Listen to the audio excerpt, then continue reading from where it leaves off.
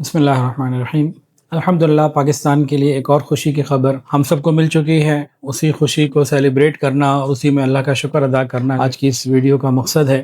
اللہ رب العزت نے پاکستان کو یقیناً کسی خاص مقصد کے لیے بنایا ہے۔ اللہ رب العزت کی طرف سے حیران کن حد تک جو پاکستان کو نعمتیں عطا ہوئی ہیں، ہر اعتبار سے وہ بے حساب ہیں۔